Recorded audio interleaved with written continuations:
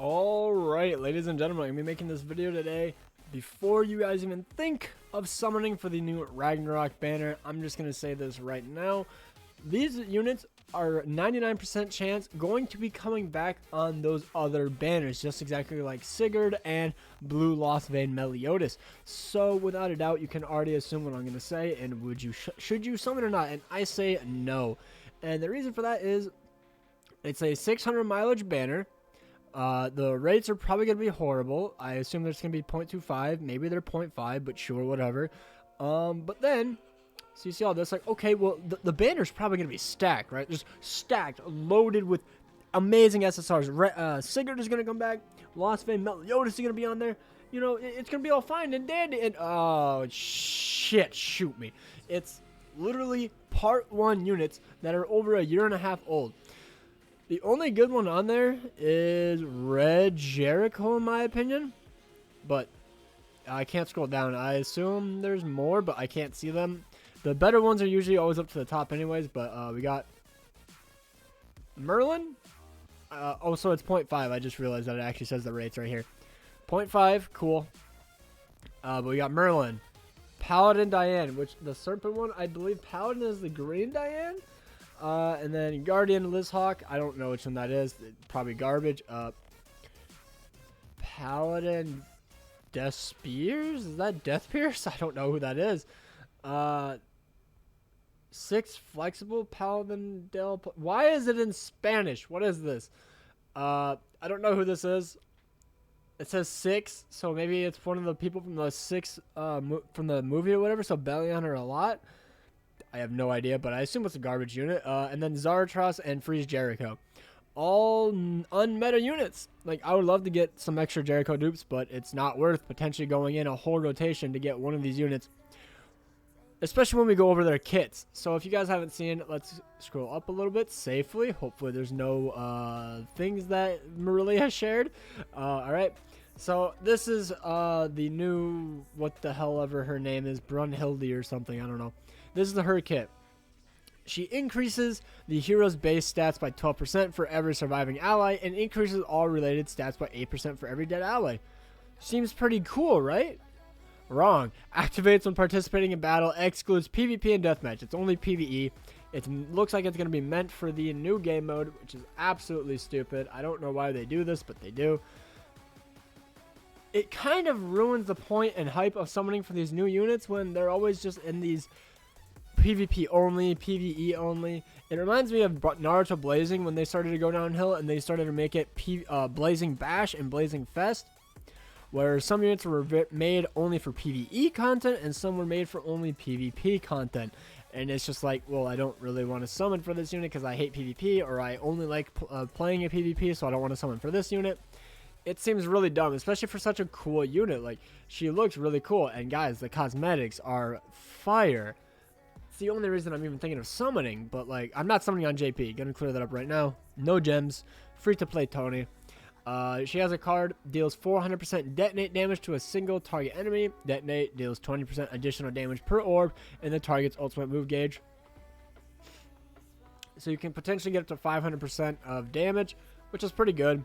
And then the other card deals 475% Power Strike to a single target enemy. Power Strike deals additional damage based on enemy resistance. Now it's like, are you really going to be able to out-damage Merlin? Like, really? Like, I just don't see it. Like, maybe in PvE possibly, but like, you do have the Green Gother passive. You could, because I assume she's human, right? Yeah, human. She's a green unit. But I don't see it. I don't see her outperforming Merlin. And even if she does out DPS, there's no way she's going to be as tanky as Merlin. Anyways, we'll get into this. Her ultimate deals 490% of a damage to a single target enemy and heals 30% of the damage dealt to all allies. I mean, you don't have really a ult gauge increase card like how Lost Vein or Escanor has. So I don't see you getting the ult very often, which it seems what it would like you to do, you know, heal all your allies. Deals 735% of attack to a single target enemy and heals 80% of the damage dealt to all allies at 6 out of 6. So that's not bad, but I mean, you have to have her 6 out of 6. She's guaranteed every 600 gems.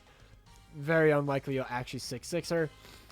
And then we'll be getting to the Diane, which has some even more top tier outfits. And let me drink water, I'm dying. Alright, so she's a giant, obviously. She's the small Diane as well, which is extraordinarily attractive. So during PvP, it removes 3 buffs and debuffs from enemy target and decreases damage dealt by 40 or increases damage dealt by 40% per buff and debuff. I don't really understand why you want to remove debuffs, but okay. So basically what you want to do, guys, if you want to counter this Diane, because she can be good. If you are stupid and you're a dumb player, this Diane could be absolutely god tier busted. But if you're a smart player, what you do is you just you don't use your buff cards. Now, of course, what they could do is they could run Droll. They attack you, you get resistance stacks, and then she does god tier amount of damage. But then you can't run Wedding Diane, which would buff her up even more. And then you can't run, and you can't even use Matrona because her passive doesn't work. So I don't really know who you would run in the 3rd slot. Maybe I honestly have no idea. Maybe Red Gother, because then you can attack seal. Maybe just Merlin, I guess. I don't really know. But she deals 500% on a single target enemy and fills ultimate gauge by 2. So you will be getting the extra 2 ultimate gauge, which is pretty good. So, you know, you can actually rush ult, and her ult is really, really cool. This card deals 360% attack to a single target enemy and seals enemy attack skills for 2 turns. Really stupid in my opinion. I don't see a single target attack seal doing anything in my opinion. Red Gother is so much better. And then her ult increases enemies' damage received by 7% for 2 turns and deals 500% damage to all enemies. So not bad, but 7% damage really. But then when you get to 6 out of 6, increases enemies' damage received by 42% for 2 turns and deals 750% damage to all enemies. So you're going to be dealing more damage for 2 turns. That is insane. Absolutely god tier insane in my opinion. So she's really good, but like you just go through debuff her and don't use a buff and then you're fine. Like that's literally it. So if anything, summon for Diane, this unit does not seem all that great. Obviously, you need testing for the PvE stages for the new boss that they're coming out with. But with the bad banner, a lot of like god tier banners dropping recently, and a collab potentially on the way, and still leaks of Assault Mode Esterosa, I think this banner is an absolute skip unless you're a big whale. So let me know down below, guys. Are you guys gonna skip? You gonna simp? Let me know. Hope you guys have an amazing day. Peace out and best of luck if you guys summon.